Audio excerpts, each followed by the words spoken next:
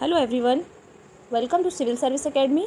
आज की क्लास में हम पढ़ेंगे भारत शासन अधिनियम 1919 आज के जिसमें हम सारे इम्पॉर्टेंट फैक्ट देखेंगे जो हमारे एग्ज़ाम पॉइंट ऑफ व्यू से बहुत ही इंपॉर्टेंट होते हैं और ये क्वेश्चंस बेसिक क्वेश्चंस हैं जो हमारे एग्ज़ाम्स में पूछ लिए जाते हैं। तो चलिए हम स्टार्ट करते हैं आज का अधिनियम। भारत शासन अधिनियम 1919, इसे हम मॉन्टेग्यू-चेम्सफोर्ड अधिनियम भी कहते हैं। क्या कहते हैं? मॉन्टेग्यू-चेम्सफोर्ड अधिनियम भी कहते हैं। इसकी घोषणा की गई थी हमारी 20 अगस्त 1917 को की गई थी। मॉन्टेग्यू-चेम्सफोर्ड अधिनियम की घोषणा कब की गई? 20 अगस्त 1917 को की गई। इसे पारित कब किया गया? 1919 में किया गया। और लागू कब किया गया? 1921 में किया गया। ये तीनों डेट ही हमारे एग्जाम पॉइंट ऑफ व्यू से बहुत ही इंपॉर्टेंट है। सबसे पहला घोषणा 20 अगस्त 1917 को की गई, पारित किया गया 1919 में और लागू किया गया 1921 में। इस समय भारत के सचिव कौन थे? हमारे भारत के सचिव थे मॉन्टेग्यू। कौन थे भारत के सचिव? मॉन्टेग्यू। और वाइसराय कौन थे? चेम्सफोर्ड थे। इन्हीं के नाम पर इस अधिनियम को मॉन्टेग्यू-चेम्सफोर्ड अधिनियम 1919 भी कहा गया। इन्हीं के नाम पर कहा गया। नेक्स्ट आएगा हमारा, केंद्र में द्विसदनात्मक विधायिका थी। केंद्रों में कैसी विधायिका थी?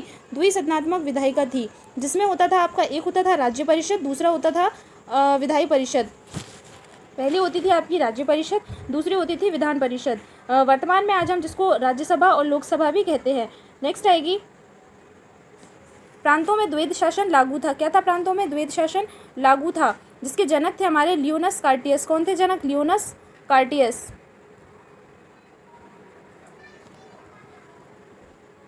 जनक थे हमारे लियोनस कार्टियस। नेक्स्ट आएगा प्रांतीय विषय। प्रांतीय विषय थे हमारे आरक्षित और हस्तांतरित। आरक्षित विषय का प्रशासन वायसराय संभालता था, जबकि हस्तांतरित विषय का प्रशासन विधान परिषद संभालती थी। नेक्स्ट है, भारत में लोक सेवा। इसी अधिनियम के तहत भारत में क्या किया गया? लोक सेवा आयोग का गठन किया गया। किसकी सिफारिश पर किया गया? ली आयोग की सिफारिश पर किया गया। कब किया गया? 1926 में किया गया। 1926 में किया गया। ली आयोग की सिफारिश पर किया गया था।